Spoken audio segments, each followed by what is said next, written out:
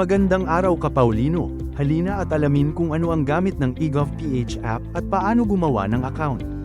Ang eGovPH app ay isang opisyal na mobile application na ginawa ng DICT. Layunin nito na pagsamasamahin ang iba't ibang online government services. Ang ilan pangunahing tampok ng app ay ang sumusunod. Una, Digital ID. Ikalawa, mga online government services, tulad ng LTO, SSS, PhilHealth, Pag-ibig, BIR, PSA at iba pa. Ikatlo, announcement at updates. Paano gumawa ng account sa eGovPH app? Una, gumamit ng App Store, Play Store o anumang opisyal na app downloader ng inyong smartphone. Ikalawa, hanapin at e-download ang eGovPH app.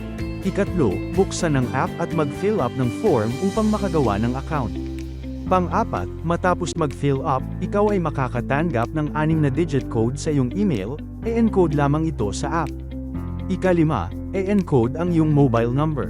Ika-6, makakatanggap ka muli ng one-time password o OTP sa ginamit mong mobile number, e-encode sa app at e-submit. Panghuli, gumawa ng 6 na digit na MPIN. Matapos nito ay pwede mo nang i-access ang iyong eGovPH app. Huwag kalimutan na i-verify ang iyong account gamit ang PhilSys ID upang magamit ang buong potensyal ng application. Maraming salamat!